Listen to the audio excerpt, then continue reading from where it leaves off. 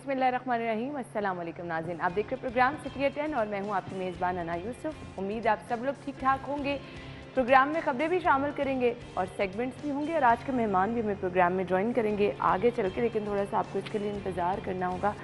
आज का हमारा टॉपिक क्या है वो हम आगे चल के ज़रूर आपके साथ शेयर करेंगे। खबरें कुछ हैं जी, महंगाई भी हो रही है और इसके साथ साथ कुछ हम देख रहे हैं कि जी स्कूल्स में इस जो सूरत हाल चल रही है उसके हवाले से भी आगे चल के हमने बात करनी है। फ़िलहाल प्रोग्राम का आगाज़ हम करते हैं आज की अच्छी बात से। रहीम, सबसे बेहतरीन इंसान कैसे बना जा सकता है? बेहतरीन इंसान, सबसे अच्छा इंसान। आप अलैहिस्सलाम ने फरमाया कि तुम में सबसे बेहतरीन इंसान वो है कि जो अपने घर वालों के साथ अच्छा है। अब जो हदीस में अल्फाज हैं वो है अहल। अहल से मुराद यानी बीवी बच्चे। रसूलुल्लाह ने फरमाया कि जो बीवी बच्चों के साथ अच्छा सलूक करता है, उनके हुकूक का ख्याल करता है, उनके साथ नरमी मोहब्बत से पेश आता है, तो आपने फरमाया कि वो बेहतरीन इंसान है। और आपने फरमाया कि मैं तुम सब में बेहतरीन इसलिए हूँ कि मैं तुम सब में सबसे ज़्यादा अच्छा सलूक अपने घर वालों के साथ करता हूँ। तो हमें रसूलुल्लाह ने इस बात की तलकीन फरमाई है कि अपने घर वालों के साथ, बीवी बच्चों के साथ अच्छा सलूक करो। यानी बाहर के झगड़े घर में लाकर बच्चों के लिए और बीवी बच्चों के लिए तकलीफ़ का बायस ना बनो। बाहर के मसले बाहर होते हैं, जब घर में आओ तो फिर घर में मोहब्बत के साथ नरमी और शफ़क़त का रवैया अपनी बीवी बच्चों के साथ किया करो। हुस्न अखलाक के हवाले से आज का बयान था जो कि आपने सुना, और हम सबको कोशिश करनी चाहिए कि अपने इर्द गिर्द वाले लोगों के साथ अच्छा सलूक करें, अच्छा रवैया रखें, मुस्कुरा के मिलें। ये थी जी आज की अच्छी बात। आज का मौसम कैसा होगा टुडेज़ वेदर में जानते हैं।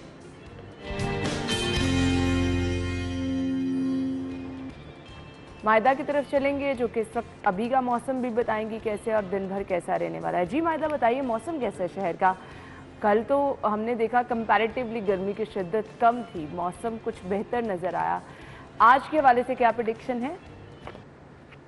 शेर लाहौर के मौसम की अगर बात करें तो शहर में सूरज जो है सुबह के औकात में ही अपनी किरणें बखेर चुका है, लेकिन ये किरणें जो हैं इसमें आज इतनी गर्मी की शिद्दत महसूस नहीं की जा रही है, क्योंकि गुज़श्ता रोज़ जो है मौसम में काफ़ी जो है वो बेहतरी देखने में नज़र आई थी, जिसके बायस आज भी जो है वो ठंडी हवाएँ चल रही हैं और दर्जा हरारत भी जो है वो आज 33 रिकॉर्ड किया जा रहा है। लेकिन उसी के साथ साथ 8 किलोमीटर फी घंटा की रफ्तार से ठंडी हवाएं चल रही हैं और मौसम में जो है वो थोड़ी सी बेहतरी देखने में नज़र आ रही है। लेकिन आज जो है 12 बजे के बाद दोबारा जो है सूरज और बादल जो हैं उनमें आँख मिचौली का सिलसिला देखने में नज़र आएगा। लेकिन परसों से महकमा मौसमियात की जानिब से फिर यही प्रेडिक्शन जो है वो जाहिर की जा रही है कि मौसम जो है वो एक बार फिर से गर्मी की शिद्दत अख्तियार करेगा, जिसके बायस गर्मी जब होती है तो शहरियों को भी खासी मुश्किलात का सामना करना पड़ता है। फिलहाल महकमा मौसमियात की जानिब से आज जो मौजूदा दर्जा हरारत रिकॉर्ड किया जा रहा है वो 33 डिग्री सेंटीग्रेड रिकॉर्ड किया जा रहा है और उसी के साथ 42 तक जाने के अमकानात भी जाहिर किए जा रहे हैं। और बात करें अगर बारिशों की तो 24 घंटे में जो है वो बारिश के अमकानात ताहाल जाहिर नहीं किए गए और ना ही आइंदा हफ्ते में जो है वो बारिश के अमकानात जाहिर किए गए हैं। लेकिन आज तो मौसम जो है वो थोड़ा कदरे बेहतर रहेगा, हवाएं भी चलती रहेंगी, लेकिन परसों से जो है वो फिर एक बार गर्मी जो है वो एक शिद्दत अख्तियार करेगी। ठीक है जी, बहुत शुक्रिया मायदा, आपने हमें मौसम की सूरत हाल से आगाह किया। यानी प्रेडिक्शन ये की जा रही है आज मौसम फिर भी बेहतर रहेगा, परसों से गर्मी शिद्दत इख्तियार करेगी। तो आगे मौसम तो गर्म होना ही है, एहतियात आप लोगों ने करनी है। जी खबरें आज की क्या हैं? पहली खबर, 20 किलो आटे का थैला 100 रुपये महंगा, चीनी, घी, चावल, दालों के नर्ख भी बढ़ गए हैं।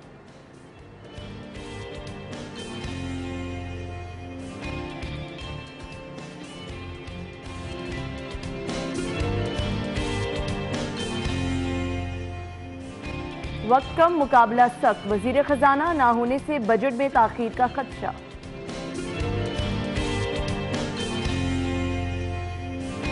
साबिक हुकूमत तरक्याती फंड मुकम्मल इस्तेमाल में नाकाम रही, शहर के मख्तस 66 अरब के फंड में से सिर्फ 35 अरब खर्च। और डेडलाइन गुजर गई, प्राइवेट इदारों में स्कूल काउंसिल का क़याम अमल में न आया।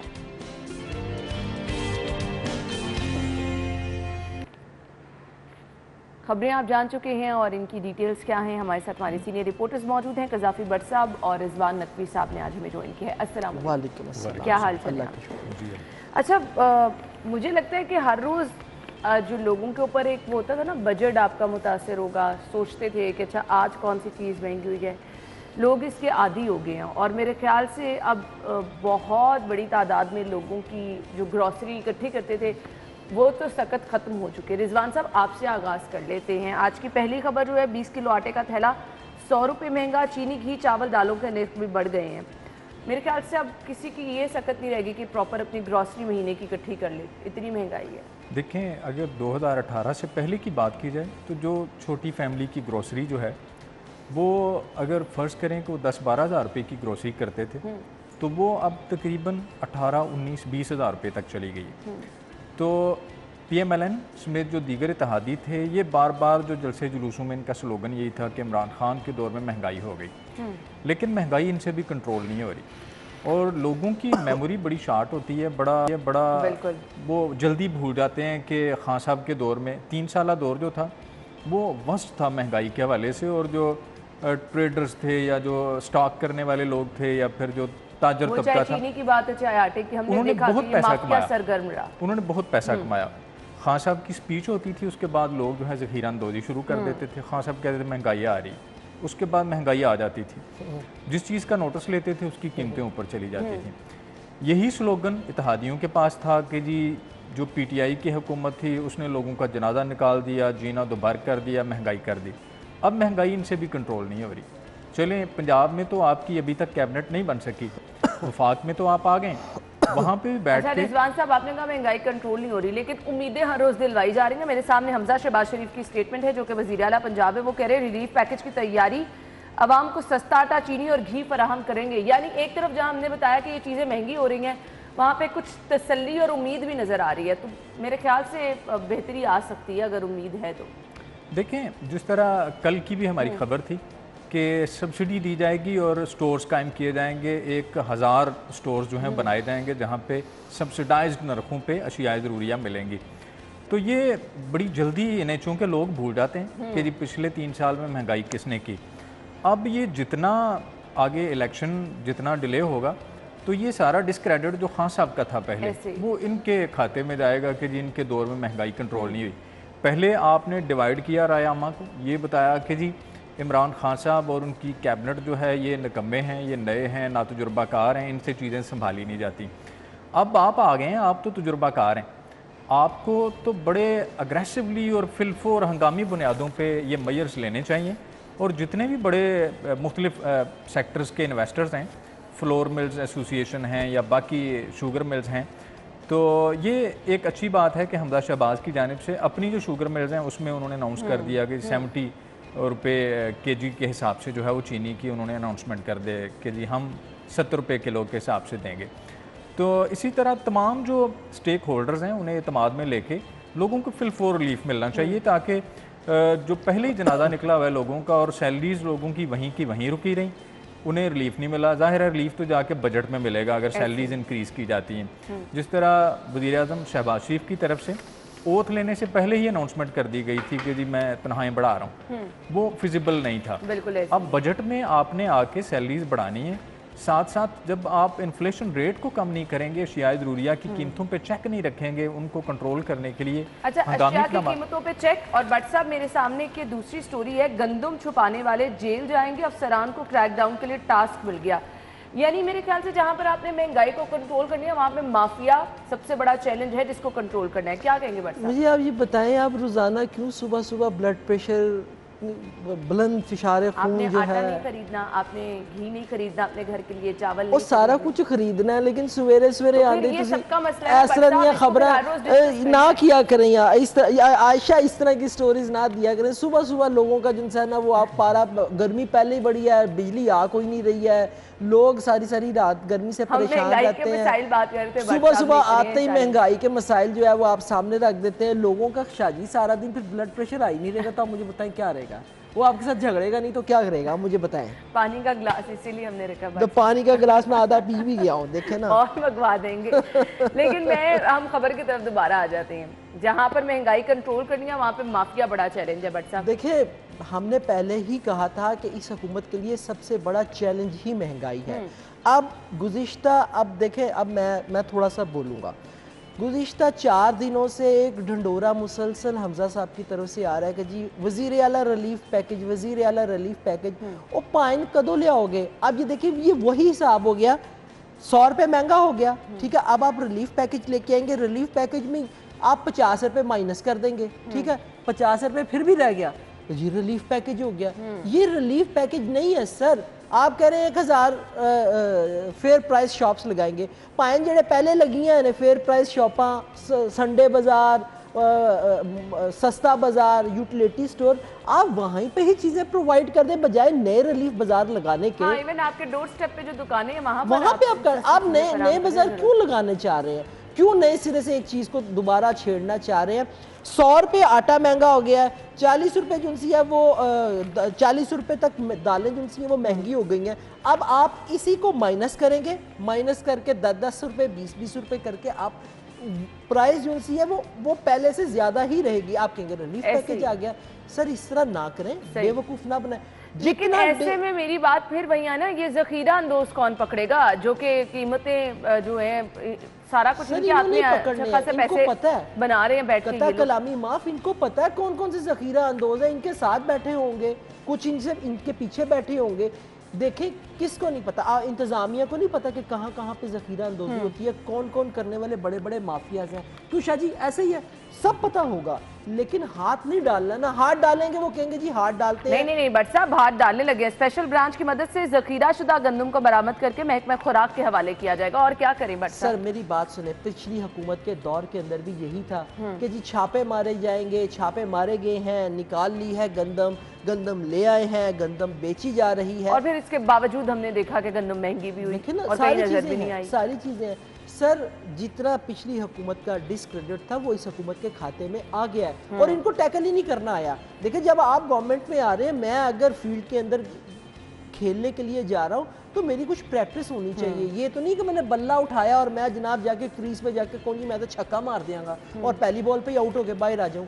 तो सर इनकी प्रैक्टिस होनी चाहिए थी। ये सारी चीज़ें पहले करने वाली थी जो ये अब कर रहे हैं। जखीरा अंदाजों के खिलाफ ऑपरेशन मैंने करना है, आपने करना है, शाहजी ने करना है, इन्होंने करना है, किसने करना है? भाईजान आपको अब ख्याल आ रहा है, ये ख्याल पहले क्यों नहीं आया आपको? बिल्कुल पहले क्यों नहीं आया? पहले करे ना ऑपरेशन। लेकिन बात ये ना रिजवान साहब, आप भी एग्री करेंगे, महंगाई अगर आप कंट्रोल कर भी लेते हैं, लेट्स सपोज, जो कि फिलहाल तो बहुत मुश्किल टास्क नजर आ रहा है, लेकिन अगर कंट्रोल हो भी जाती है, क्योंकि हमजा साहब रोजाना के बुनियाद पर इजलास कर रहे हैं, उम्मीदें दिला रहे हैं कि आटा चीनी इसकी कीमतें कम की जाएंगी, लेट्स सपोज हो भी जाती हैं, तो ये जो माफिया खुद साख्ता कीमतों में इजाफा कर लेते हैं, प्राइस कंट्रोल मजिस्ट्रेट्स की कौन कारकर्दगी देखेगा? ये तो वहाँ बात रह जाएगी अगर आपने इस माफिया को कंट्रोल ना किया तो।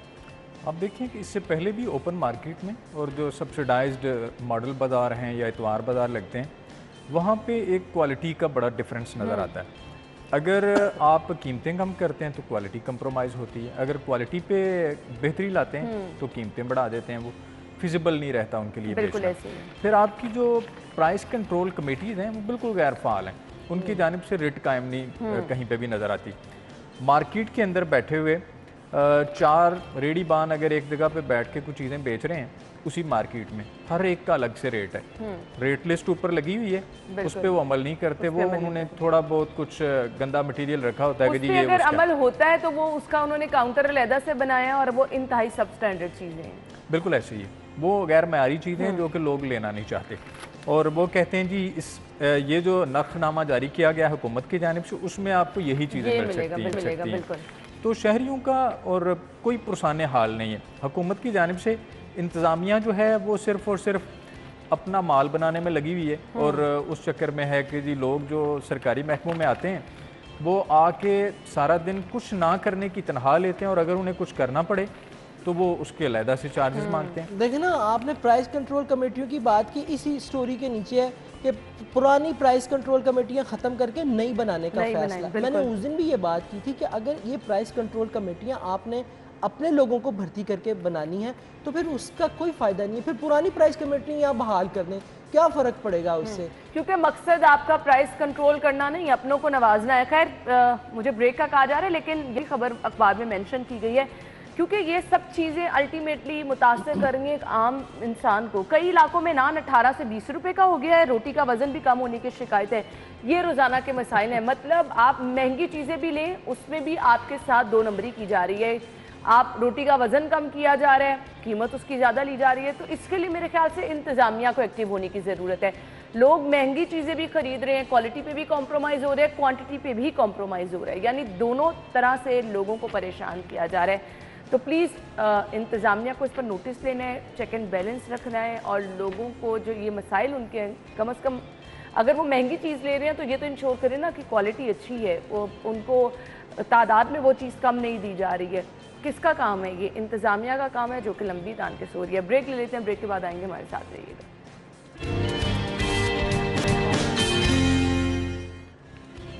वेलकम बैक नाज़रीन। और अगली खबर क्या है? वक्त कम, मुकाबला सख्त, वज़ीर ख़जाना ना होने से बजट में ताख़ीर का खदशा।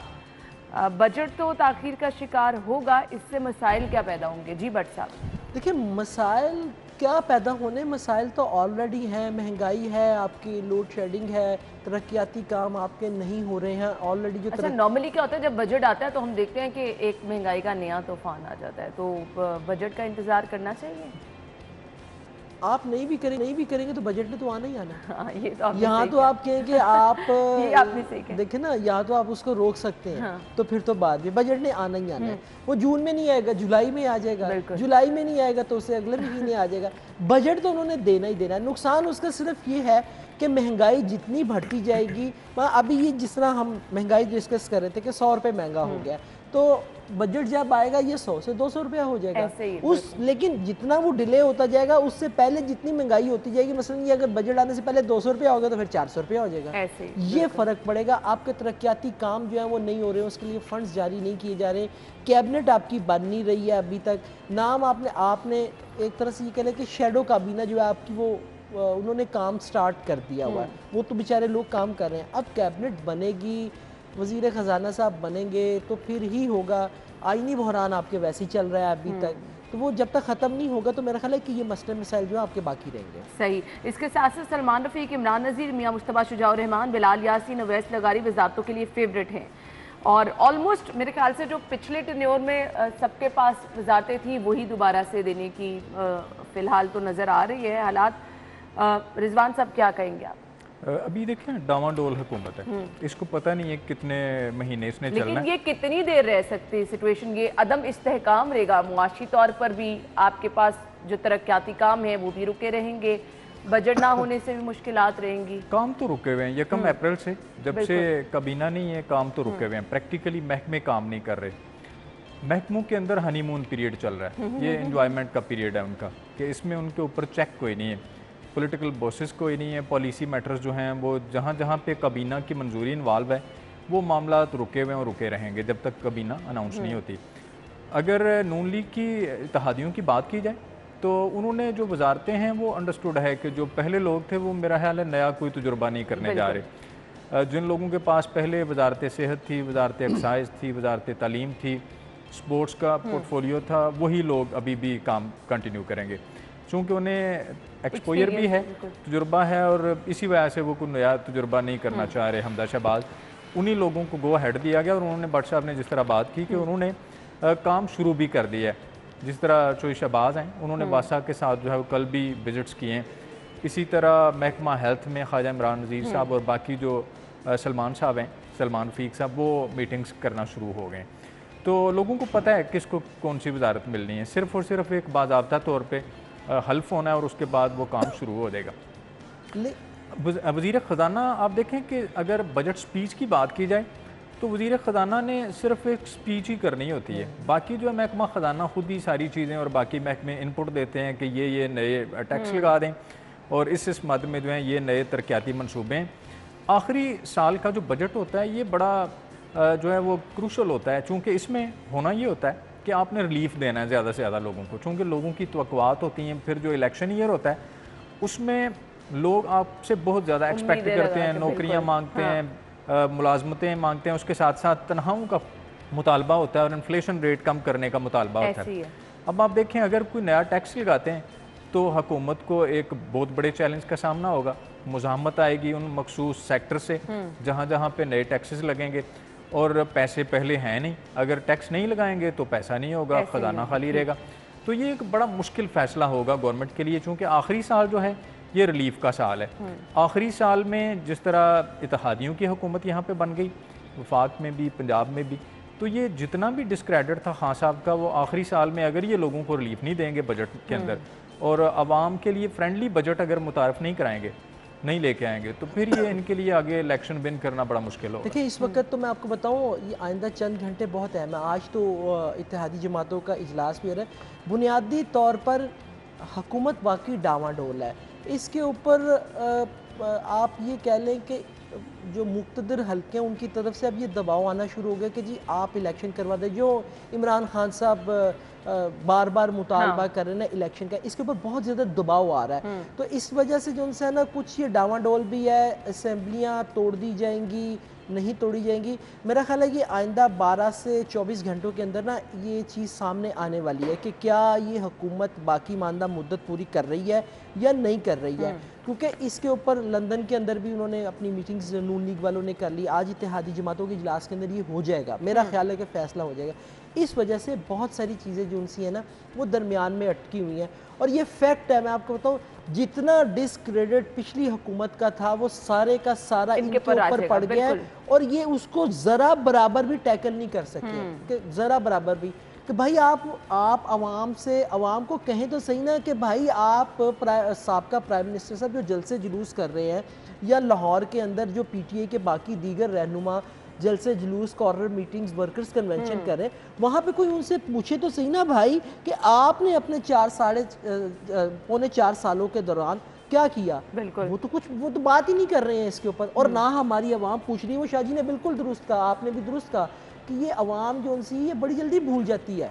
ये बड़ी जल्दी भूल जाती है कि पिछली हुकूमत ने क्या किया था। वो एक ही नारा लेके चल रहे हैं, इम्पोर्टेड हुकूमत नामंजूर का, ठीक है ना, और ये चुप करके हाथ बांध के उनके सामने खड़े, आओ वट्टे मारो, आओ वट्टे मारो। वो सऊदी अरब जाए ना, शैतान को शाजी के खलोते ने वो आनंद शैतान समझ के वट्टे मारी जा रहे हैं, और आवाम इनको शैतान समझना शुरू हो गई है। इसको काउंटर करने की ज़रूरत है। बात ये कि आप आवाम को रिलीफ दें। अगर आपने रिलीफ वैसा ही देना जिसने कि हुकूमत देती रही, या डंग टपाओ की पॉलिसी रखनी है, तो फिर बेहतर ये वट्टे ही खाते रहो। लेकिन ये अब वक्त मेरे ख्याल से ज़्यादा गुजारने के लिए नहीं है, क्योंकि अब यही सूरत हाल रही तो बहुत सारे मामलात ऑलरेडी ताकीर का शिकार हो रहे हैं, मज़ीद भी होते रहेंगे, और परेशानी किसके लिए, आम आवाम के लिए। ब्रेक लेनी है हमने, ब्रेक के बाद अगली खबर की तरफ आएंगे, हमारे साथ ही रहिए।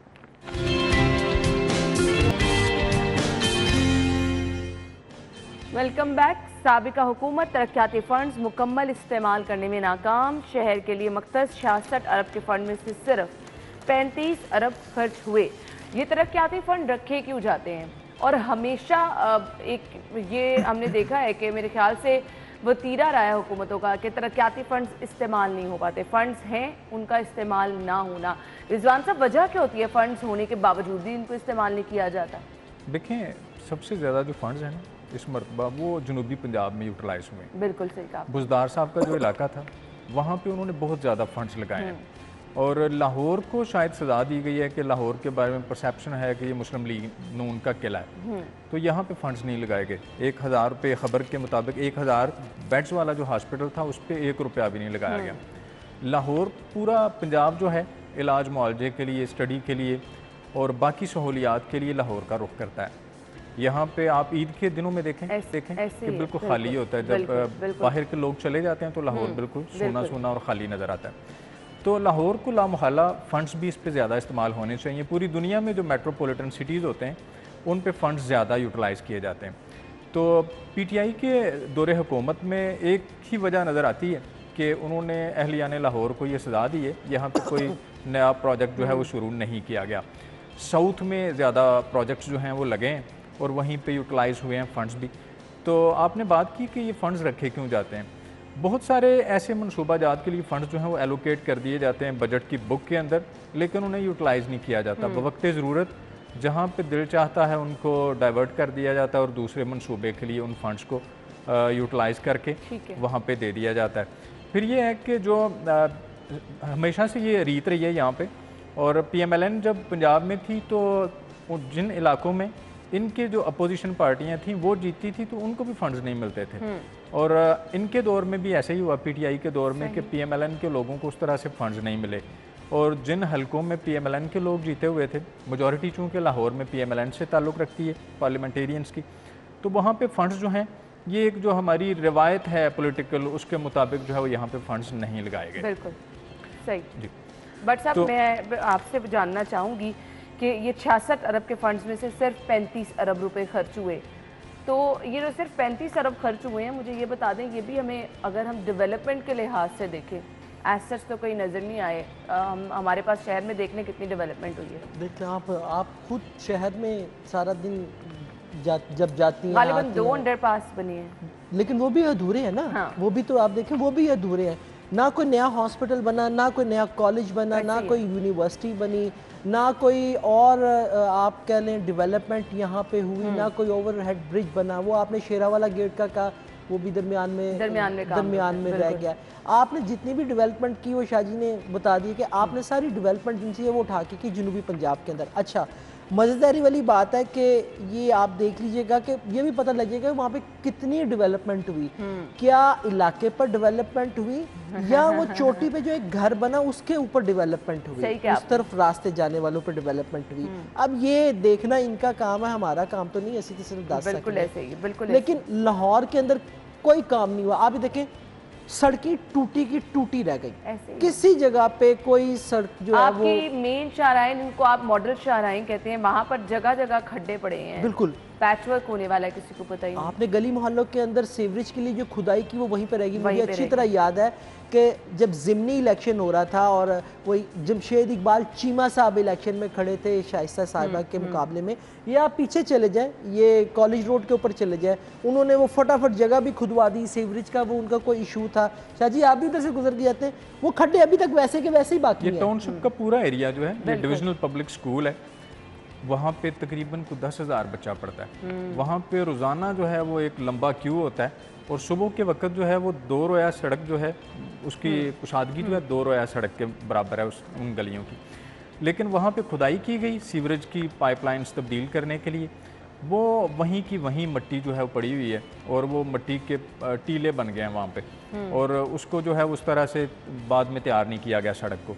हर गली मोहल्ले के यही हालात हैं। आप किस शहर के किसी भी कोने में चले जाएं, वहाँ पे अगर खुदाई की गई है तो काम कंप्लीट नहीं किया गया। और गली मोहल्ले तो मेरे ख्याल से व्हाट्सएप प्रायोरिटी रहे भी नहीं छोटे लेवल पे, क्योंकि हमारे यहाँ बल्दियाती नुमाइंदे नहीं थे जो ये काम करते थे, तो ये छोटे छोटे गली मोहल्लों के लेवल पे काम थे, इसको तो किसी ने हाथ भी नहीं लगाया। बिल्कुल नहीं हाथ लगाया। मुझे ऑनेस्टली अगर होता ना कि ये स्टोरी है तो मैं शायद वो फुटेज तलाश करके ले आता जिसके अंदर मियाँ महमूद रशीद साहब बैठे हुए हैं और वो अपने साथ बैठे हुए बंदे को कह रहे हैं, हाँ किन्ने दे तरक्याती पैकेज, किन्ने स्कीमा लेके आए हैं। उन्हें कह रहे अच्छा बस एनिया, ये मैं ऑन रिकॉर्ड कह रहा हूँ, उनकी फुटेजेस ये मौजूद हैं। अच्छा नहीं होर लिया, अच्छा वो तरक्याती स्कीमें जो आप लेके आए, उनके जो फंड्स लिए गए वो आपने कहाँ पे लगाए? अगर लिए, हर एमपीए ने फंड्स लिए लाहौर के अंदर, सब ने लिए, मियाँ साहब ने भी लिए, दोनों मियाँ साहब ने लिया, असलम साहब ने भी लिए, मियाँ महमूद रशीद साहब ने भी लिए, लाहौर के जो एमपीए हैं नदीम बारा साहब उन्होंने भी लिए। अच्छा गली मोहल्लों के अंदर जाकर ढोल बजा के, हार पुआ के, वो तो फूल छुटवा के। लेकिन अब हमने देखना ये है कि जो तरक्याती फंड्स जो हैं 35 अरब रुपए सिर्फ खर्च हुए, वो भी हमें सिर्फ नाम के नज़र आ रहे हैं, कहाँ खर्च हुए ये पता नहीं। फ़िलहाल लोगों की उम्मीदें अब जिनसे वाबस्ता हैं, अब उनको जो है वो कुछ करके दिखाना है, और लोगों के ये छोटे छोटे मसाइल लोग कहते हैं कि जी सिर्फ हल होने चाहिए। बाकी मेरे ख्याल से जब ये मसाइल छोटे छोटे हल हो जाए तो लोग बड़े मसाइल खुद ब खुद भूल जाते हैं। हमेशा से एक ये नेचर रही है लोगों की कि अगर पिछली बातें भूल जाते हैं। ब्रेक के बाद वापस आएंगे, हमारे साथ ही रहिएगा।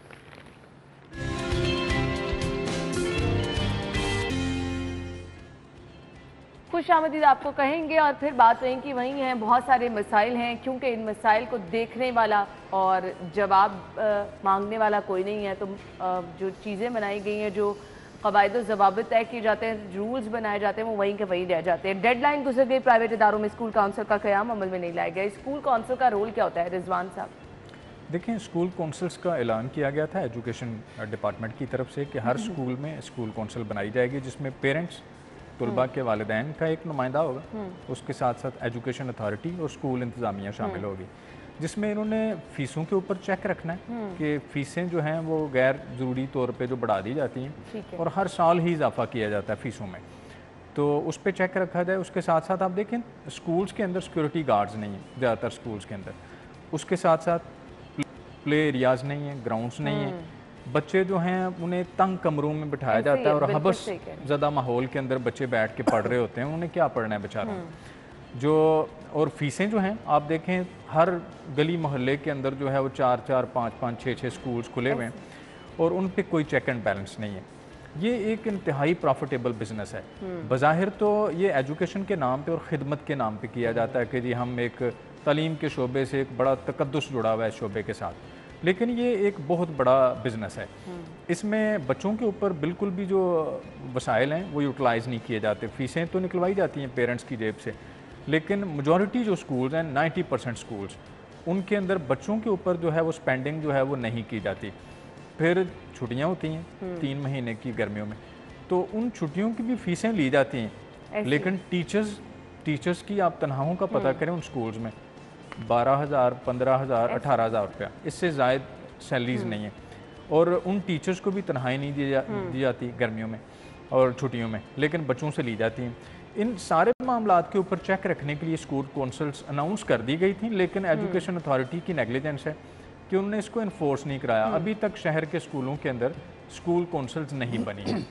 तो जो अगर ये कौंसल्स बनेंगी जिसमें वालिदैन की भी नुमाइंदगी होगी, तो वो लामहला तौर पे ऐसी पॉलिसीज़ और स्कूल के ऊपर चेक एंड बैलेंस रखने के हवाले से बड़ी मौसर साबित अच्छा, इससे मुझे लगता है ना सिर्फ फ़ी के मसाइल वगैरह हल होंगे या फिर कुछ इंतज़ामी स्कूल्स के मामलात, बल्कि अगर टीचर पेरेंट्स का इंटरेक्शन रहे, पेरेंट्स आपके स्कूल आते जाते रहे, तो बच्चों की एजुकेशन के हवाले से बहुत फ़ायदा होता है। क्यों बट साहब? डेफिनेटली इसका फ़ायदा होता है, लेकिन बने तो फिर है ना। आप भी देखें ना कि साबका हुकूमत के जो मिनिस्टर थे मुराद राज साहब, उन्होंने बड़े बड़े दावे किए कि ऑनलाइन ट्रांसफ़र स्कूल, ये स्कूल काउंसिल बनेगी, ये भी होगा वो भी होगा, लेकिन आप मुझे बताएं क्या उसमें से कोई एक उनमें जो सबसे बड़ा दावा था वो तो यकसा निसाब का, वो वहाँ का वहीं रह गया, वहीं का वहीं रह गया। आप उनसे बात करके देख ले, वो कह रहे हमें तो हुकूमत अब करने नहीं दी गई थी, हमारा तो काम मुकम्मल था।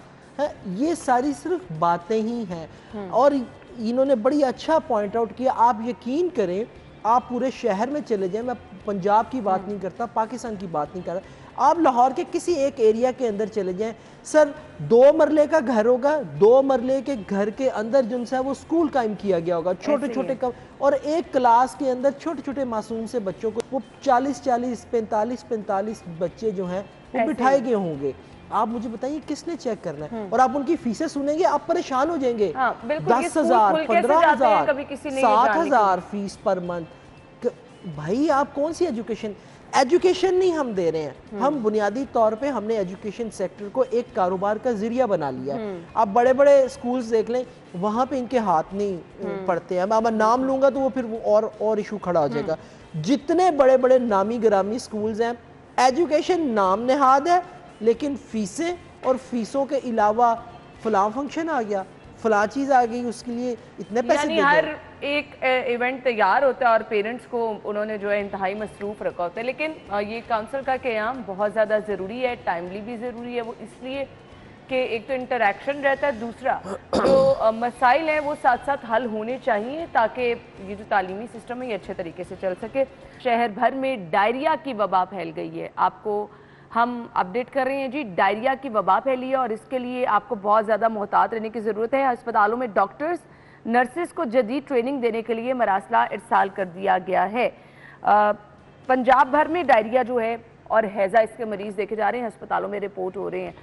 बट साहब क्या कहेंगे आप? ये हम अब रोज़ाना की बुनियाद पर ख़बर शेयर करें कि अस्पतालों में डायरिया के, डिहाइड्रेशन के बहुत सारे मसाइल देख रहे हैं, मरीज़ बढ़ रहे हैं। देखिए बेहतियाती, गर्मी शदीद है, मैंने उस दिन भी अर्ज़ यही किया था कि आप जिस तरीके से बेहतियाती कर रहे हैं, पानी आप पी नहीं रहे, और जो पानी आप पी रहे हैं वो साफ़ है या नहीं, साफ़ है या नहीं है, इसके ऊपर कोई चेक एंड बैलेंस नहीं है। मुझे अच्छी तरह याद है, ये जो हुकूमत आई है, इस जब ये पहले थी उस वक़्त इन्होंने एक, अब मैं उन ऑफिसर का नाम नहीं लूँगा, सारे समझ जाएंगे, बड़ी कंपेन चलाई गई थी कि खुले आम ये शरबत और ये जो फ्रूट्स हैं और ये जो मसाला जात हैं, ये नहीं बिकेंगे, ये पैकिंग में बिकेंगे, और जो चीज़ें बेची जाएंगी वो डिस्पोजेबल होंगी और उसको ऊपर एहतियाती एक्सपायरी डेट दर्ज सारा कुछ, बड़ी कंपेन चलाएगी थी। वो कंपेन किधर है? अगर वो कंपेन उस वक्त इन्होंने उसके ऊपर इम्प्लीमेंटेशन किया होता तो ये डायरिया, ये हैजा, ये जो इस किस्म की इस वक्त मर्ज जो है इजाफा हो रहा है, वो कभी भी ना होते। आपके सड़क के ऊपर जो बंदा रेडी के ऊपर शरबत बेच रहा है उसके ऊपर कोई चेक एंड बैलेंस है? दुकान के ऊपर जो बेच रहा है उसको चेक एंड बैलेंस है? उसने एक ही पानी वाली बाल्टी रखी हुई है जिसके अंदर वो, जिसमें आपने शरबत लेके पिया, उसने उसमें डालना, यूं करके निकालना, उसके अंदर फिर डाल के फिर आपको दे देना है। कौन पूछ रहा है? उसके बाद आप मुझे बताएं, ये डायरिया हैजा नहीं फैलेगा तो क्या फैलेगा? लोग एहतियात ही नहीं कर रहे। देखें, जो बाहर फिर रहा है उसको प्यास लगी, उसने खड़े होकर ले लेना है। मशरूबात आपकी दुकानों पर मिल रहे हैं, वो मशरूबात जाली मिल रहे हैं। रोजाना की शाहजी रोजाना कोई 1-2 स्टोरीज मुझे देते हैं फूड अथॉरिटी, क्योंकि ये मशरूबात हम आपके साथ शेयर करते हैं कि सिर्फ और सिर्फ जो है ना वो कलर उसमें ऐड किए होते हैं, बाकी कुछ नहीं होता, चीनी या कलर ऐड कर दिए जाते हैं। तो आप लोग मोहतात रहें, साफ पानी का इस्तेमाल करें, क्योंकि अस्पतालों में हालात वैसे नहीं है, ना तो आपको अद्वियात दी जाती है, ना तो हम देखते हैं जो लोग जाते हैं लंबी कतारों में इंतजार करना पड़ता है। अल्लाह ताला सबको महफूज रखे, आप लोगों ने एहतियात करनी। Thank you so much Bhatt साहब, रिजवान साहब आपके वक्त का भी शुक्रिया। नाज़रीन, ब्रेक, हेडलाइंस फिर वापस आएंगे।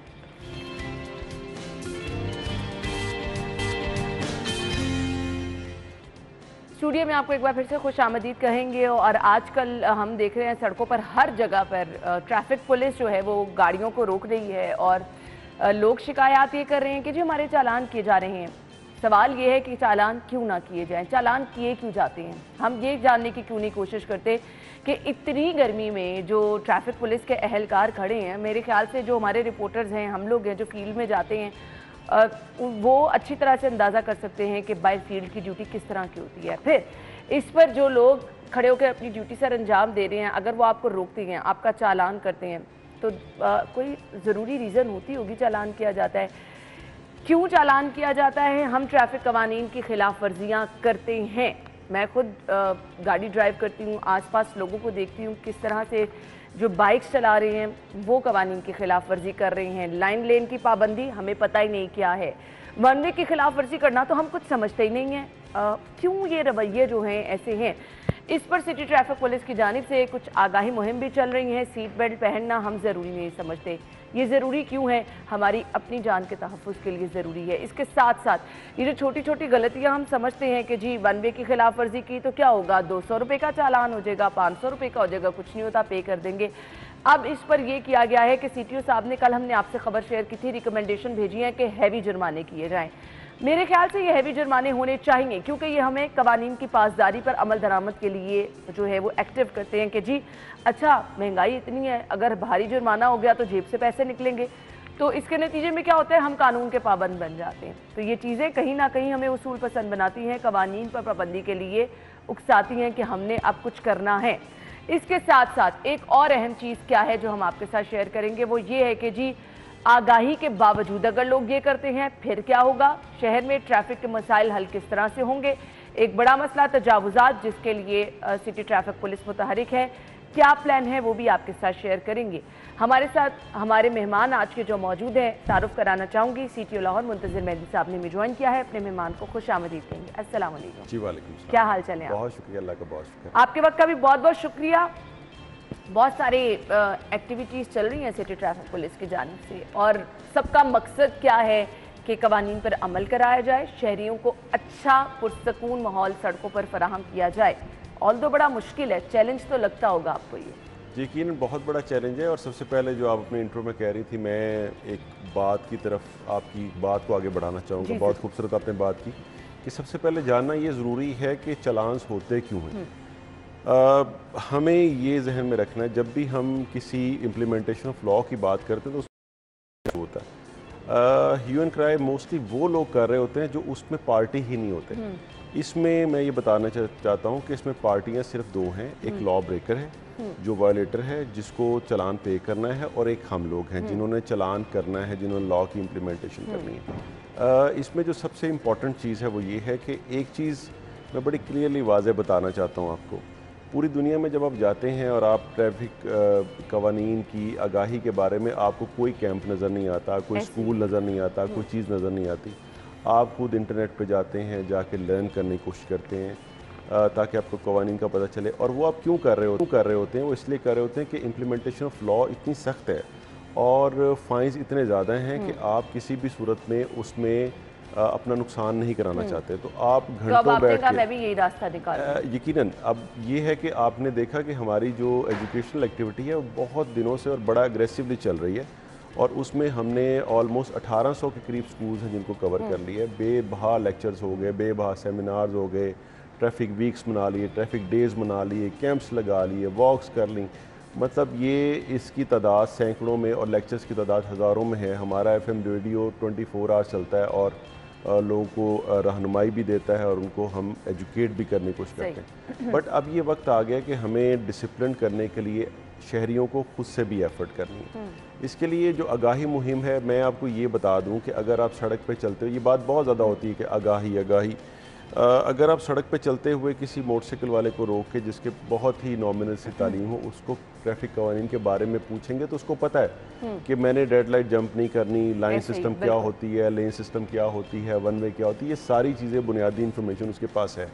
उसको मोटरसाइकिल चलाना, गाड़ी चलाना भी आती है, लेकिन वो विलिंग इसलिए नहीं है कि उसको ये पता है कि 200 रुपये में बस आसानी पे कर लूँगा, अगर मैं पकड़ा भी जाऊँगा जान छूट जाएगी, तो मुझे क्या ज़रूरत है जानने की।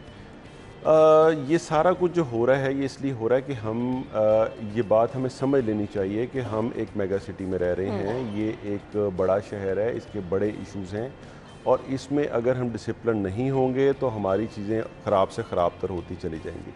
तो हम ये चाह रहे हैं कि अब थोड़ा सा जब लोगों को हम पहुंचाते हैं कि हम ज़्यादा फ़ाइन करेंगे तो वो जानने की कोशिश ज़रूर करते हैं कि किस लिए फ़ाइन करेंगे। तो ये है कि ये मैंने कहा कि आपकी जो बात है उसको मैं आगे बढ़ाऊँ कि हमें ये क्वेश्चन अगर हमारे जहन में आ जाए कि चालान क्यों होते हैं तो हमारे बहुत सारे मसले हल हो जाएंगे। अच्छा जी, आजकल बड़ी मुनज़्ज़म मुहिम चल रही है, हम देख रहे हैं। इससे पहले कि हम अपने टॉपिक की तरफ बाकायदा तौर पे जाएं, मैं आपके साथ ये भी ज़रूर शेयर करना चाहूँगी, आपकी कॉल्स आज के शो में हमने लेनी है। कुछ सजेशन अगर आप देना चाह रहे हैं, कुछ शिकायत अगर आप करना चाह रहे हैं, और ये जो फाइन्स बढ़ाए गए हैं, मैं तो इसके हक में हूँ, ये होना चाहिए, क्योंकि ये चीज़ें हमें पाबंद बनाती हैं कि हम कानून की पासदारी करें। अच्छी चीज़ है, पॉजिटिव मैसेज जाता है, तो क्यों ना इस पर अमल किया जाए। आपने भी अपनी राय देनी है इस बारे में, आप हमें कॉल कर सकते हैं, हम आपकी कॉल शामिल करेंगे। CTO साहब यहाँ पे मौजूद हैं, आपके सजेशंस, आपके सवालात, आपकी शिकायत ज़रूर सुनेंगे और उन्हें हल भी करने की कोशिश करेंगे, लेकिन प्लीज़ शिकायत ही कीजिएगा, इससे ज़्यादा कुछ नहीं कीजिएगा। अच्छा जी, सबसे पहले ये जो जुर्माने बढ़ाए जा रहे हैं, किन किन चीज़ों पर? क्या सीट बेल्ट अगर नहीं पहनी होगी तो जुर्माना ज़्यादा होगा? नहीं, हम सीट बेल्ट का हमारा देखें, सबसे पहला तो ये है कि हमारा फ़र्ज़ है कि हम शहरियों की जान की हिफाजत करें। बिल्कुल। उसमें हमने जो चीज़ें ऐड की हैं वो ये है कि अदालत के हुक्म से वन वे की वायलेशन के ऊपर आपको पता कि वो हुआ था। दूसरा हमारा मसला ये है कि लोगों को किसी भी सूरत में जो रॉन्ग पार्किंग है उससे रोका जाए। इस पे जो समझने की बात है वो ये है कि एक बंदा रॉन्ग पार्क करके जाता है, उसको कोई परवाह नहीं होती, हमारा लिफ्टर जाता है, उसको उठा के गाड़ी को फेर रहा होता है, क्योंकि उसके लिए हमारे पास डंपिंग प्लेसेस नहीं है। हॉस्पिटल्स के बाहर, आपके मार्केट्स के बाहर, ये तो एक रूटीन बन गई। अब आप जब गाड़ी छोड़ के जाते हैं तो आप बहुत ही मज़े में हैं इस बात पे कि आपकी गाड़ी को उठा के लिफ्टर ले जाएगा कहीं पे और आप 200 रुपये पे करेंगे और अपनी गाड़ी को ले लेंगे, तो ज़्यादा कन्वीनियंट वे है। तो हमने और जो आपने 4 घंटे शॉपिंग करनी है वो आपने सुकून से कर लिया, 200 रुपये होंगे, कोई बात नहीं। अच्छा, ये जो चीज़ें हैं, इससे जो इसका इम्पैक्ट है, हमारी जो सड़कें हैं वो एक रोड, एक लेन का भी ब्लॉक होना अब अफोर्ड नहीं करते। बिल्कुल ऐसे ही हमारे मामलात बहुत ख़राब हो जाते हैं, घंटों ट्रैफिक जाम हो जाती है। अच्छा, अब ड्राइविंग लाइसेंस के बगैर आप गाड़ी चलाते फिर रहे हैं, अपनी जान को ख़तरे में डाल रहे हैं, दूसरों की जान को ख़तरे में डाल रहे हैं। आप अपनी नंबर प्लेट को छुपा रहे हैं, सब्ज़ नंबर प्लेट का इस्तेमाल कर रहे हैं, दूसरों को इन्फ्लुएंस करने की कोशिश कर रहे हैं, जो सेफ सिटी के कैमराज हैं उनको कंफ्यूज करने की कोशिश कर रहे हैं। ये वो वायलेशंस हैं जिसके ऊपर हमने उनको रिकमेंड किया कि गाड़ी वालों को 5000 रुपये की जुर्माना किया जाए और जो मोटर बाइकर्स हैं उनको 2000 रुपये जुर्माना किया जाए। यानी अब आप जो है ना तैयार हो जाएं, अगर ये वायलेशन हुई तो 5,000 रुपये जुर्माना होगा। 200 वाला जो है ना वो बात पुरानी हो गई है, अब भारी भरकम जुर्माने होंगे और मेरे ख्याल से ये बहुत अच्छी चीज़ है। तो ये है कि हम इसमें सिर्फ चंद वायलेशंस को लेके चल रहे हैं जिनमें बहुत ज़रूरी है, जिसके बिना हम ट्रैफिक को चला नहीं पाते। बाकी जिसमें आपने कहा कि टेलीफोन आप सुन रहे हैं, सीट बेल्ट बांध रहे हैं, गो कि वो इंतहाई ख़तरनाक और बुरी बात है। आपका जो अटेंशन है जो रोड से वो डाइवर्ट होती है अगर आप फ़ोन सुन रहे हैं। अगर आप सीट बेल्ट के बगैर जा रहे हैं तो ऑब्वियसली छोटे से छोटा एक्सीडेंट भी बहुत ख़तरनाक हो सकता है। लेकिन हमने उसको टच नहीं किया, क्योंकि मैं एक दफ़ा फिर बता देना चाहता हूँ कि हम कोई रेवेन्यू जनरेशन की एजेंसी नहीं है। हमारा इस रेवेन्यू के अंदर से कोई शेयर नहीं है, ये गवर्नमेंट के एक्सचेकर में जाता है और हमें उसमें से कोई शेयर नहीं मिलता। ना हम उसका कभी हिसाब किताब करते हैं कि हमने कितने पैसों के जुर्माने कर दिए। हमारा सिर्फ पर्पस इम्प्लीमेंटेशन ऑफ लॉ है। शहरी तो कहते हैं पूरा टास्क दिया जाता है कि आज इतने आपने जो है ना चालान करने हैं और इतने पैसे आज जाने चाहिए। ये इसी तरह की मिसकंसेप्शंस बहुत सारी हैं, ये अकेली नहीं है। एक मिसकंसेप्शन ये है कि रात को इशारे की पाबंदी करना ज़रूरी नहीं है। इसी तरह अगर आप वन वे पे मोटरसाइकिल वाला जा सकता है, जो फुटपाथ है उसके ऊपर मोटरसाइकिल चलाना कोई जुर्म नहीं है। हाँ जी, ग्रीन बेल्ट को तबाह कर देना कोई जुर्म नहीं है। तो ये सारे जुर्म हैं, लेकिन ये मिसकंसेप्शन है। इसी तरह ये भी मिसकंसेप्शन है कि हम कोई अपने स्टाफ को कोई टास्क नहीं दिया जाता, ना ही हमारे से रेवेन्यू के मुतालिक कोई पूछता है। सही, ये आजकल बड़ी टीम्स आपकी मुतहरिक है। मैं जगह जगह देखती हूँ गाड़ियाँ रुकी होती हैं, काले शीशे जो हैं वो रिमूव किए जा रहे होते हैं, वजह क्या है इसकी? देखिए, इसमें जो बेसिकली हम चाह रहे हैं वो चाह रहे हैं कि ये हमने डिजिटाइज़ करना है पूरे शहर को। हमारा जो सेफ सिटी है वो बहुत ही ज़बरदस्त प्रोजेक्ट है जो प्रॉपरली पूरे अपने ऑप्टिमम लेवल के ऊपर इस्तेमाल नहीं हो रहा। हम तो बल्कि ये चाहते हैं कि हमारी ट्रैफिक मैनेजमेंट भी आहिस्ता आहिस्ता इसी तरह से सेफ सिटी के अंदर शिफ्ट हो। हमारी सारी की सारी चलानिंग जो है वो थ्रू कैमराज हो। हमें कोई ज़रूरत नहीं कि हमारे वार्डन्स का इंटरेक्शन हो शहरियों के साथ। वार्डन सिर्फ रेगुलेट करें इसको। अब काले शीशे परमानेंटली वो लगा रहा है जो अपनी आइडेंटिटी को छुपाना चाहता है, और हम चाहते हैं कि हम उसकी आइडेंटिटी से बाखबर रहें। किसी को भी वो आइडेंटिटी छुपाने की क्या ज़रूरत पड़ी हुई है। और सेकेंडली कुछ लोग मतलब कुछ एक्स्ट्रा खूबसूरत भी हो सकते हैं वो, यकीनन। अब कुछ लड़कियों को तहफ़्फ़ुज़ात होते हैं कि जी उन्होंने इस वजह से अपनी गाड़ी के शीशे काले कराए हैं, हर कोई अंदर झांक रहा होता है। अच्छा, सेकेंडली ये है कि हम जो फ्लैशर लाइट्स हैं, अब एक आम बंदा जो है वो फ्लैशर लाइट लगा के क्यों फिर रहा है? वो इसलिए फिर रहा है कि शायद वो लोगों के ऊपर अपना रोब दबदबा करना चाहता है। वो ये चाहता है कि उसके ऊपर इम्प्लीमेंटेशन ऑफ लॉ हो। तो ये traffic regulation, crime, traffic discipline, ये सारा एक दूसरे से जुड़ा हुआ है। तो हम चाहते हैं कि ये इन टोटलिटी आप इस पूरी सोसाइटी में डिसिप्लिन की फ़ज़ा देखें। अच्छा, हमने कल जब अपना ये पोस्टर दिया सोशल मीडिया पर कि CTO साहब हमें ज्वाइन कर रहे हैं और हमने ये तमाम टॉपिक है जिसको डिस्कस करना है, तो एक मुझे मैसेज आया सोशल मीडिया पर, उन्होंने कहा जी मैंने तो परमिट ले रखा है काले शीशों का, तो उसके बावजूद मुझे रोका जाता है। कौन लोग परमिट ले सकते हैं, इसके SOPs क्या हैं?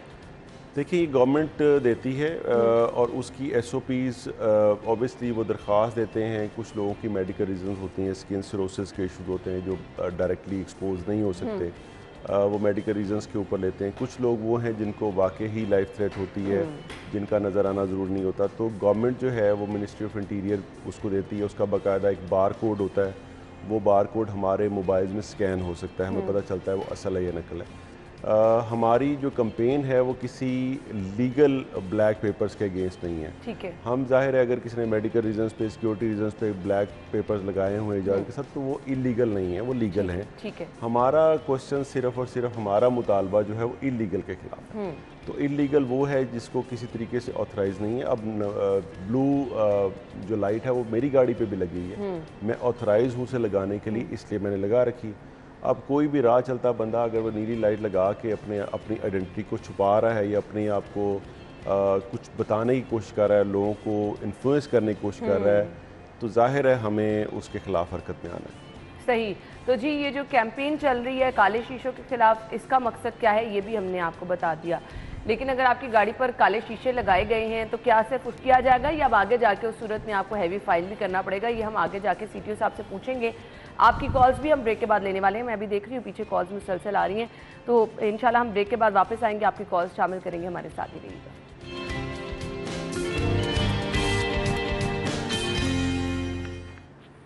Welcome back. सीटीओ साहब, काले शीशे जिन्होंने लगा कर रखे हैं, जुर्माना उनको कितना है? देखिए, जुर्माना तो काले शीशों पे 500 रुपये ही है। ठीक है। लेकिन हम जो काले शीशे लगा रहा है उसकी बाकी चीज़ें भी चेक करते हैं। ठीक है। ताकि हम चालान की रकम को बढ़ा सकें। हम उनका लाइसेंस लाजमी चेक करते हैं। ठीक है। हम ये चेक करते हैं कि किसी किस्म की और वायलेशन तो नहीं है, नंबर प्लेट गलत नहीं लगी हुई, गाड़ी धुआं तो नहीं छोड़ रही। मतलब कहने का कि अगर आप ये वायलेशन करेंगे तो आपकी बाकी वायलेशन भी चेक होंगी। ठीक है। और हम कोशिश ये करते हैं कि तमाम तर चीज़ें फिर उसकी अकॉर्डिंग टू स्पेसिफिकेशंस की जाएँ। ठीक है। अब ये नमूना गैर नमूना नंबर प्लेट्स वाला एक तो रौला समझ नहीं आ रहा शहरियों को, दूसरा कुछ लोगों ने वैसे ही अपनी तरफ से नंबर प्लेट्स बना रखी हैं। अब कुछ लोग शिकायत ये करते हैं कि बार बार ट्रैफिक पुलिस रोक लेती है, हमें एक साइड से नंबर प्लेट्स नहीं मिल रही, हम क्या करें? ये भी तो इशू है ना? ये बिल्कुल इशू नहीं है। जो बात कर रहे हैं ना कि नंबर प्लेट का नमूना या गैर नमूना, सबको पता है कि कौन सी चीज़ नमूने के मुताबिक है, कौन सी चीज़ नमूने के मुताबिक नहीं है। कौन सी चीज़ कैमरा रीड कर सकता है, कौन सी चीज़ कैमरा नहीं रीड कर सकता। अगर आपने किसी एक डिजिट के ऊपर टेप लगा रखी है तो इसका ये मतलब नहीं कि आपको ये नहीं पता कि ये अब कैमरा नहीं रीड कर पाएगा, या आपने अगर साल को मिटाया हुआ नंबर प्लेट के ऊपर से। हम जितनी भी कंपेन्स करते हैं, हमने कभी भी आइसोलेशन में कंपेन नहीं की। हमने एक्साइज एंड टैक्सेशन डिपार्टमेंट के लोगों को साथ रखा हुआ है। ठीक है। हमने कहा कि अगर आपकी नंबर प्लेट गुम हो गई है और आपने अप्लाई किया हुआ है और आपको नंबर प्लेट नहीं मिली तो हमारा कोई क्लेम नहीं है आपके ऊपर। अगर आपको नंबर प्लेट इशू ही नहीं हुई और आपने कोई और नंबर प्लेट लगाई, फिर भी हमारा कोई क्लेम नहीं है। अगर हर वो चीज़ जो एक्साइज एंड टैक्सेशन डिपार्टमेंट वाले वेरीफाई करके देते हैं, हमारा उनके साथ कोई क्लेम नहीं। हमारा क्लेम उन पे है कि आपने मकड़ियाँ, तितलियाँ, कबूतर बनाए हुए हैं, अगर नाम लिखे हुए हैं और आपने डिजिट को छुपाने की कोशिश की हुई है, ऐसी हरकत की हुई है, उसके ऊपर काली टेप लगा रखी है पूरी नंबर प्लेट के ऊपर, तो वो मतलब आप देखें ना कि पूरा वो छुपाया होता है कि रिफ्लेक्शन आए और रिफ्लेक्शन कैमरे को ना ले सके। यानी हर वो चीज़ जिससे आप चाह रहे हैं कि आपके ऊपर इम्प्लीमेंटेशन ऑफ लॉ ना हो सकती हो, हमारा सिर्फ मुतालबा और हमारा जो क्रैकडाउन है वो उनके खिलाफ है। ठीक है। अच्छा जी, रीज़न क्या है ये जो नंबर प्लेट्स की हम पाबंदी कर रहे हैं? सिक्योरिटी रीज़न तो है, इसके अलावा क्या रीज़न है? देखिए, सिक्योरिटी रीज़न अपनी जगह पे, हमारा मसला ये है कि अगर आप किसी भी किस्म की वायलेशन कर रहे हैं तो आपको हम लोकेट कर सकें, आपके खिलाफ हम इम्प्लीमेंटेशन कर सकें। दूसरा ये है कि अगर आप 15 की कॉलों का डाटा देखें तो बहुत सारी मदद की कॉल्स आती हैं जिसमें लोग कहते हैं कि मैं फ़लाँ गाड़ी में हूँ, मेरी गाड़ी का फ़लाँ नंबर है, तो हमारे कैमराज मदद के लिए उनको लोकेट नहीं कर पाते। तो हमारी जो ऑन ग्राउंड फोर्सेस मौजूद हैं या हमारे लोग जो वहाँ पे सेफ सिटी में बैठे हुए हैं, हम उनको फैसिलिटेट करना चाहते हैं ताकि फौरी तौर पे हम उस गाड़ी को लोकेट कर सकें और उसको मदद पहुंचा सकें। ठीक है, तो ये रीज़न है जी। जो भी आपके हमें बहुत सारे लोगों ने कहा कि जी नंबर प्लेट्स के हवाले से जो कैंपेन चल रही है उसकी क्या वजह है। अभी हमें एक कॉलर ज्वाइन कर चुके हैं, जीशान। वो क्या पूछना चाह रहे हैं उनसे जान लेते हैं। जी अस्सलाम वालेकुम जीशान, क्या पूछना चाहेंगे आप? वालेकुम अस्सलाम। स्पीकर में प्लीज़ आवाज़ दे दें ताकि सीटीओ साहब भी सुन सकें। आप लोग अभी ये बात कर रहे थे कि ट्रैफिक जाम होता है बाहर जो रॉन्ग पार्किंग की वजह से। मेरा एक्सपीरियंस जो है वो जो है स्पीकर में आवाज़ नहीं आ रही है तो कैसे सीटीओ साहब ये सवाल सुनेंगे, इसका जवाब देंगे? प्लीज़ जीशान, आप अगेन अपना सवाल रिपीट कर दीजिए। ये आपको आवाज़ आ रही है? जी बिल्कुल। अच्छा, मेरा सवाल तो ये था कि अभी आप ट्रैफिक जैम की बात कर रहे थे, रॉन्ग पार्किंग की बात कर रहे थे जी। मुझे तो ये पूछना था कि मेरा जो एक्सपीरियंस होता है, जैसे अभी मैं स्कूल जाऊंगा बच्चों को लेने के लिए, क्योंकि वहाँ जो रॉन्ग पार्किंग होती है कॉन्वेंट के बाहर या किसी भी और स्कूलों के बाहर, जैसे रोड की सारी लेन बंद कर दी जाती है, उसकी एक लेन चल रही होती है और हम ट्रैफिक इतना जाम होता है कि हम समझ नहीं पाते कि क्या किस तरह और किस रूट से निकलें दूसरी जगह जाने के लिए। तो इस सिलसिले में कोई स्कूल इंतजामिया से कोई बात होती है आप लोगों की, पार्किंग का बंदोबस्त करें या ट्रैफिक की कवानीन का बंदोबस्त करें, क्योंकि जो वालिदैन भी होते हैं वो भी ट्रैफिक को दो लेनों में खड़ा कर देते हैं रोड के ऊपर। तो उसके लिए कोई आप बात कर रहे हैं या उसके लिए कोई स्ट्रेटजी अपनाई है, तो करिए आप लोगों ने। जी, तो सीटीओ साहब हमारे साथ मौजूद है, इस पे हम बात कर लेते हैं। बहुत बहुत शुक्रिया। क्या कहना चाहेंगे? स्कूल्स के बाहर ट्रैफिक जैम के हवाले से बहुत परेशान है। इसमें ये तो पूरा एक टॉपिक ऑफ डिस्कशन है। हमने स्कूलों में अपना एक प्रोग्राम शुरू किया हुआ है जिसको हम ट्रैफिक वॉलंटियर्स कह रहे हैं, और ट्रैफिक ना सिर्फ हम जाके वहाँ पे बच्चों को आगाही दे रहे हैं बल्कि हम वॉलंटियर्स को भी रिक्रूटमेंट का लफ्ज़ मैं यूज़ करूँगा, कर रहे हैं, जिनको पूरी तरह से हम सैशेज़ और बैजेज़ और सारा कुछ दे रहे हैं कि वो जाके अपने बाहर ट्रैफिक डिसिप्लिन को बेहतर कर सकें। दूसरा, हमने महकमा तालीम को लिखा है कि तमाम स्कूलों की जो टाइमिंग है अगर एक ही रोड पे है तो उसको फ़र्क किया जाए। दूसरी हमने रिकमेंडेशन ये दी है, हर वो स्कूल जिसके पास बसेस नहीं है उनको NOC ना दिया जाए, बसेस को इनकरेज किया जाए। 1 बच्चा 1 गाड़ी का कॉन्सेप्ट हमें ख़त्म करना पड़ेगा। लास्टली हमारा ये है कि जो जितने भी रेजिडेंशियल एरियाज़ हैं वहाँ से ये कमर्शियल स्कूलों को ख़त्म किया जाए। जो मेन रोड्स हैं उसके ऊपर से जिन स्कूलों के पास पार्किंग नहीं है उन स्कूलों को ख़त्म किया जाए और उनको किसी बेहतर जगह पे शिफ्ट किया जाए। ये बहुत लंबा चौड़ा सा एक हमारा प्रोग्राम है जिसको हम गवर्नमेंट से टेकअप किए हुए हैं। लेकिन फ़िल वक्त ये है कि जब तक ये सारे ट्रेडिशनल जो स्कूल कॉलेजेस मौजूद हैं हम वहाँ पे एडिशनल नफरी तैनात करते हैं और कोशिश करते हैं कि वहाँ पे किसी किस्म का ट्रैफिक कंजेशन ना हो। इसमें जो मॉर्निंग में ड्रॉप करने वाला जो सिस्टम है उसमें तो हम काफ़ी हद तक कामयाब हो गए हैं। छुट्टी क्योंकि सबको एक ही वक्त में होती है तो इस वजह से हमारे लिए थोड़ी सी प्रॉब्लम हो रही है, जिसके लिए हमने उन बच्चों की और उन लड़कों की जो कुछ बच्चों के कॉलेजेस हैं उनकी मदद सीख की है और जो वहाँ पे सिक्योरिटी स्टाफ है उनका अपना, उनको हमने ट्रेनिंग दी है, सेशंस दी हैं, बैचेस दी हैं कि वो उस ट्रैफिक को करें। कुछ ह्यूमन क्राई कम हुआ है, इसमें हमें बेहतरी नज़र आई है, बट इसका जो परमानेंट सोल्यूशन है वो यही है कि 1 बच्चा 1 गाड़ी का कॉन्सेप्ट ख़त्म हो। स्कूल बसेस के रवाज को परवान चढ़ाया जाए ताकि ये सारे मामला ट्रैफिक के मसाले से। मुझे ये बता दें कि हम देख रहे हैं कि सिटी ट्रैफिक पुलिस मुहिम हर तरह से चला रही है। शहर में ट्रैफिक कंट्रोल मुश्किल है थोड़ा सा। आपको क्या रीज़न समझ लगती हैं जो एक्चुअली बड़ी रीज़न हो सकती हैं बेहंगम ट्रैफिक की? जो बेसिकली अगर आप 24 आवर्स का हिसाब करें तो 24 आवर्स में 3 या 4 घंटे ऐसे हैं जिसके अंदर, जिनको हम पीक आवर्स कह सकते हैं, मुख्तलिफ़ किस्म के औकात के अंदर। एक वो है जिसमें बच्चे स्कूल जा रहे होते हैं, एक वो है जो छुट्टी के औकात हैं, दफातर जा रहे होते हैं लोग को, दफातर से छुट्टी का टाइम होता है, या कोई वीकेंड है तो लोग बाज़ारों में और शॉपिंग प्लाजाज वगैरह में जा रहे होते हैं। ये 24 आवर्स में 3 से 4 घंटे हैं जो हमारा प्रॉब्लम करते हैं मेरे लिए पैदा। उसमें जो सबसे बड़ी रीज़न्स हैं वो ये है कि हमारे ट्रैफिक इंजीनियरिंग के मसाइल हैं, हमारी रोड्स फैसिलिटेट ही नहीं करती कि हम इजीली जा सकें, हमारे इंक्रोचमेंट्स के इश्यूज़ हैं, हमारे पास पूरे शहर में पार्किंग पूरी नहीं है, हमारी जो सर्विस रोड्स हैं वो पूरी की पूरी। बिल्कुल आपने सही कहा, पार्किंग, इंक्रोचमेंट, सर्विस रोड ये बड़े इशू हैं जो कि बेहंगम ट्रैफिक की वजूहात में शामिल हैं। लेकिन एक चीज़ मैं ऐड करना चाहूँगा, हमने स्टार्ट किया था कि हम तीसरी बदतरीन सिटी थे आउट ऑफ 250 और आज हम 122nd पे खड़े हुए हैं वर्ल्ड ट्रैफिक इंडेक्स में। वर्ल्ड ट्रैफिक इंडेक्स जो है वो एक इंडिपेंडेंट इदारा है, हमारा उससे कोई नहीं। आप जाके देखेंगे इंटरनेट पे कि लाहौर की रैंकिंग 250 मुल्कों में 122वें नंबर पे आ गई है।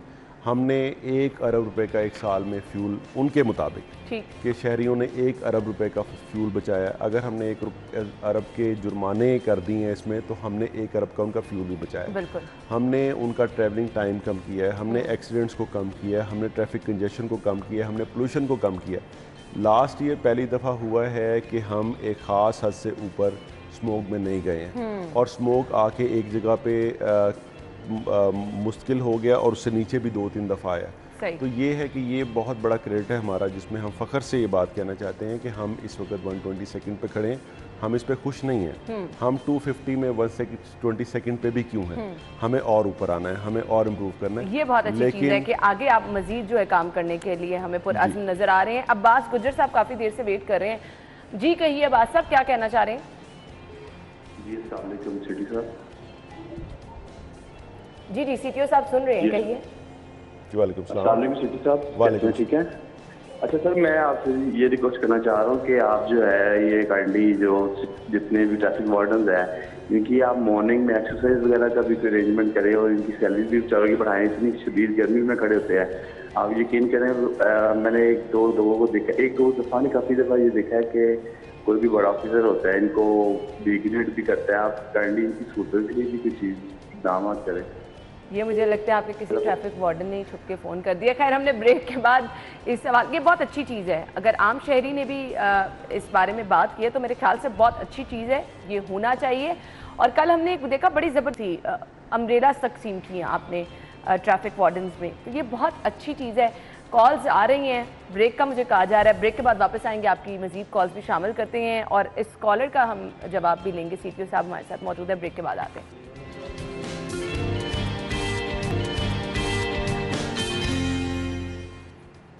Welcome back. हमारे साथ कॉलर मौजूद हैं राना मुख्तार, उनसे जानेंगे क्या पूछना चाह रहे हैं। जी कहिए, क्या पूछना चाहेंगे आप?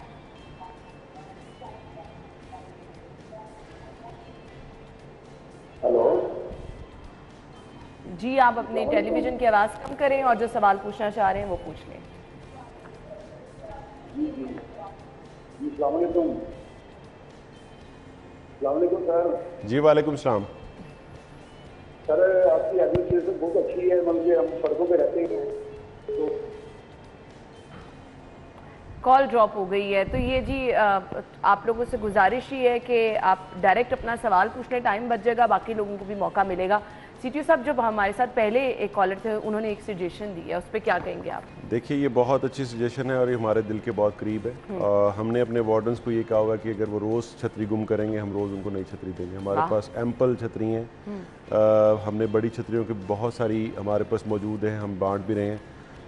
जो वार्डन्स आपको छतरी के बगैर नज़र आते हैं, उसकी रीज़न ये है कि जब हमारा ट्रैफिक कंजेशन हो जाता है तो उनको अपने दोनों हाथ इस्तेमाल करने होते हैं और इसलिए वो धूप में खड़े होके उस जगह पे खड़े होके जहाँ आप 8 मिनट खड़े नहीं हो सकते, 8 घंटे वो ड्यूटी करता है। सही कह रहे हैं। तो जहाँ तक पानी का सवाल है, सहरी और इफ्तारी का सवाल है, जब हमारी रमज़ान था तो हमने मुसलसल उनको ड्यूटी पॉइंट पे उनकी हम कोशिश करते हैं कि जो चीज़ हम उनको ड्यूटी पॉइंट पे पहुँचा सकें हम उनको पहुँचाएँ।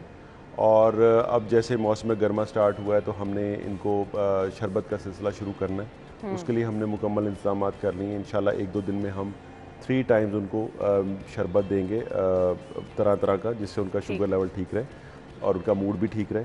तो इंशाल्लाह ताला ये हम वेलफेयर के हवाले से कभी पीछे नहीं रहते और इस साल भी हम इसी तरह उनको उनके ड्यूटी पॉइंट्स पे ठंडा पानी और शरबत पहुँचाएंगे। अच्छा, मैंने कुछ जगहों पे नोट किया है कि इशारे जो हैं उनको बिल्कुल फ्री कर दिया जाता है स्पेसिफिक टाइमिंग्स में।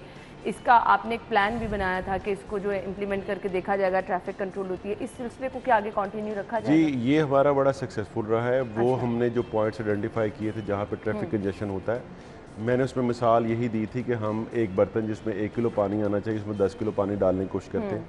तो उसको 10 किलो पानी डालने का तरीकाकार यही है कि हम उसको मैनुअली चलाएं और जहाँ पे कंजेशन, जहाँ से ज़्यादा लोड आ रहा है उस साइड को चला के हम कंट्रोल करते रहें। ये हम बड़ा सक्सेसफुली 2-3 महीने से कर रहे हैं और हमारी जो 15 की कॉल्स हैं ये पीक आवर्स में वो कम हो गई हैं, बहुत कम आती हैं calls. In case of accident या कोई मुजाहरा हो रहा हो, कोई इस तरह की कोई स्पेशल एक्टिविटी हो गई हो तो हमारी 15 की कॉल आती है। अदरवाइज़ हमारी ट्रैफिक के हवाले से 15 की कॉल्स निग्लिजिबल हो गई हैं। सही, तो ये जी बहुत अच्छे इकदाम उठाए गए हैं और ये एक्सपीरियंस करके देखा गया जी, इससे ट्रैफिक का मसला काफ़ी हद तक हल हुआ है। पीक आवर्स में कुछ हमारी मेन शाहराएँ हैं जहाँ पर लोग शिकायत करते हैं कि जी ट्रैफिक का मसला हल नहीं हो पा रहा, तो उसके लिए हिकमत अमली क्या है? जो हम पीक आवर्स की बात करते हैं, स्पेशली इवनिंग टाइम से लोग बहुत शिकायत करते हैं। देखिए, पीक आवर्स में पूरी दुनिया में ही ये इश्यूज होते हैं। हमारा जो शहर है उसमें जैसे मैं बारहा कहता हूँ कि 4 लाख गाड़ियाँ हर साल ऐड हो रही हैं। हम 7 मिलियन के करीब गाड़ियों पे पहुँच चुके हैं।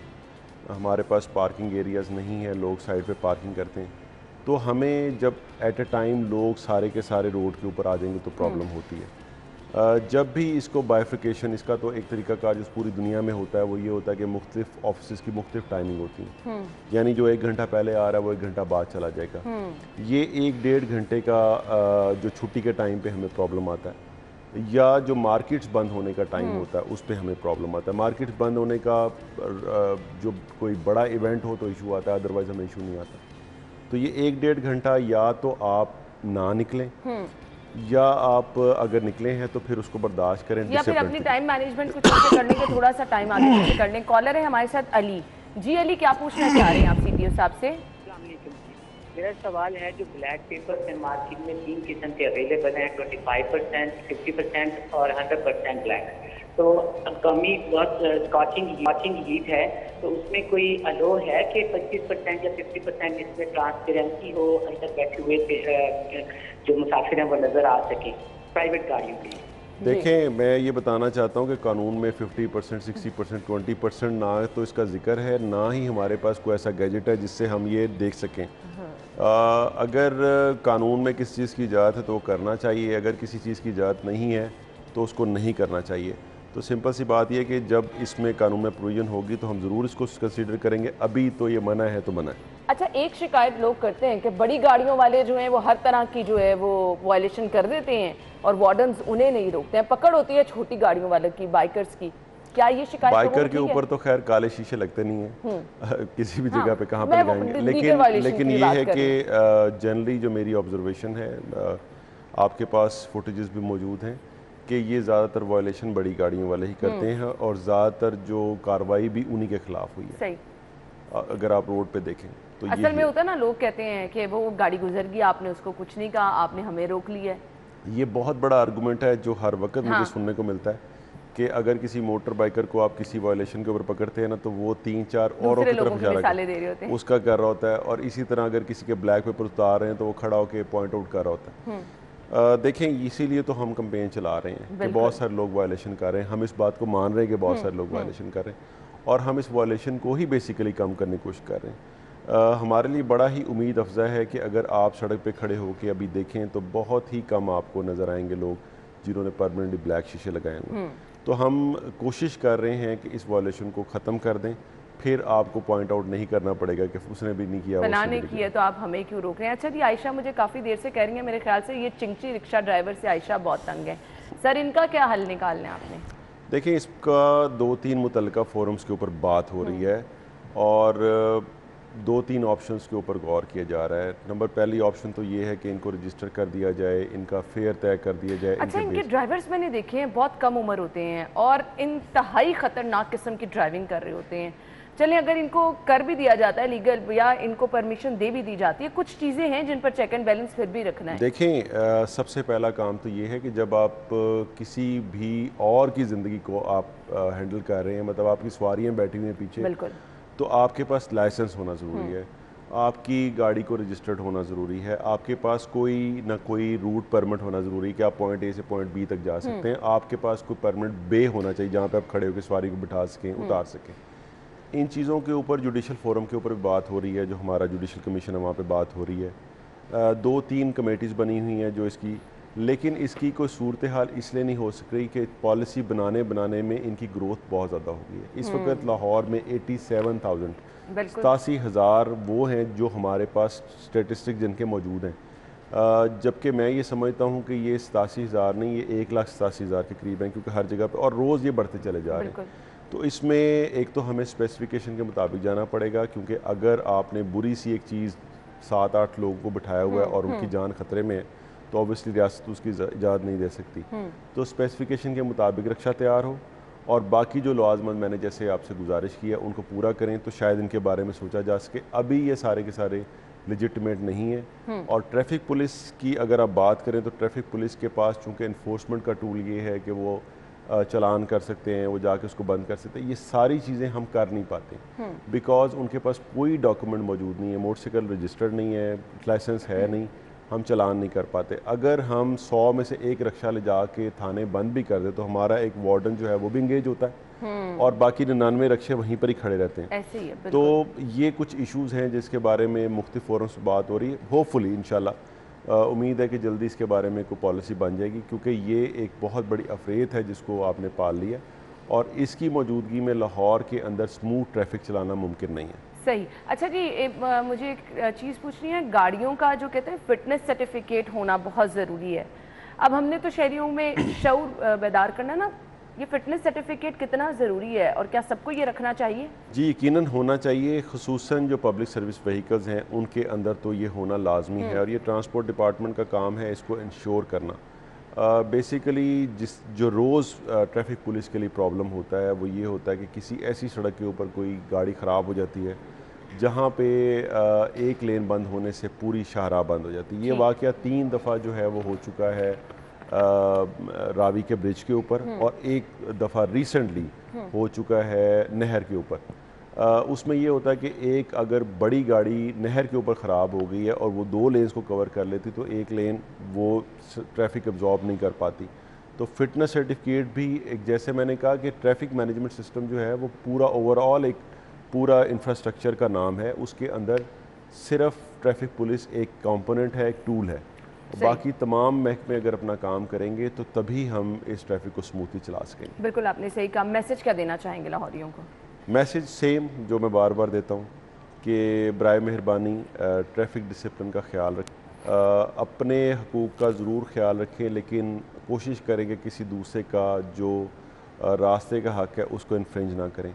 अगर हम अपने रास्ते पे ठीक तरीके से चलेंगे तो यकीनन हम सभी ठीक रास्ते पे चल रहे होंगे, और अगर आप ज़रा सी भी दूसरे की स्पेस लेने की कोशिश करेंगे तो हम सारे फंस जाएंगे। हमारे मुल्क में हमारा तेल बहुत महंगा है, हमें कहीं नहीं फंसना है, और हमने अपना टाइम भी बचाना है, अपनी ज़िंदगी बचानी है, और अपने आप को जहनी अजियत से बचाना है। बिल्कुल, ये उसी सूरत में मुमकिन है कि जब हम दूसरे के हक़ का एहतराम करें। बिल्कुल, आपने बहुत अच्छी बात की, और मेरे ख्याल से ये सभी के लिए ज़रूरी है कि आप इन छोटी छोटी चीज़ों का ख्याल रखें। ये कहने को छोटी चीज़ें हैं लेकिन हमें बहुत बड़े मसाइल से बचा लेती हैं। थैंक यू सो मच, बहुत बहुत शुक्रिया, good luck. City traffic police की जानिब से जितनी हम देख रहे हैं कैंपेन्स चल रही हैं, मैं शहरियों से भी रिक्वेस्ट करूँगी कि प्लीज़ इसमें आप भी ताउन करें। ये आपके तहफ़्फ़ुज़ के लिए और आपके शहर की खूबसूरती के लिए, डिसिप्लिन ट्रैफिक दिखाने के लिए बहुत ज़्यादा ज़रूरी है। Thank you so much sir, आपके वक्त का शुक्रिया। नाज़रीन, ब्रेक लेते हैं, ज्वाइन करेंगे आपको ब्रेक के बाद।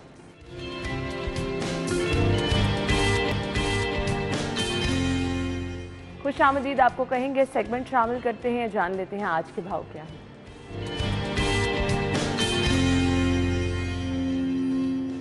कलीम हमारे साथ मौजूद हैं जो कि हमें बताएंगे आज की रेट लिस्ट क्या है। Over to you.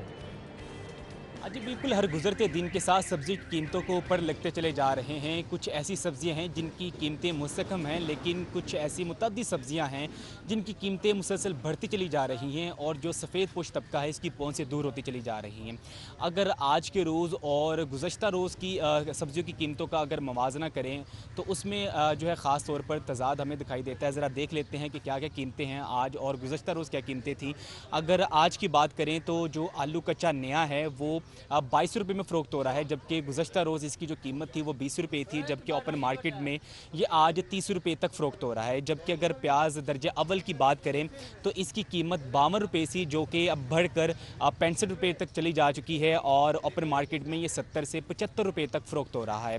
इसके बाद टमाटर की अगर बात करें दर्जा अव्वल की तो इसकी कीमत 62 रुपये थी, लेकिन अब जो कीमत है वो बढ़कर 77 रुपये तक जा चुकी है, और जबकि ओपन मार्केट के अंदर ये 80 रुपये तक फ़रोख्त हो रहा है।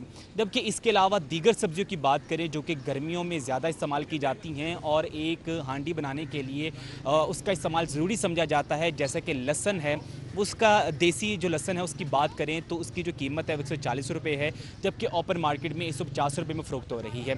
इसके अलावा अदरक चाइना की बात करें, इसकी कीमत मुस्तकम है और ये 165 रुपये में फ़रोख्त हो रहा था कल भी और आज भी, और जबकि ओपन मार्केट में 170 से 75 रुपये तक जो है वो फ़रोख्त हो रहा है।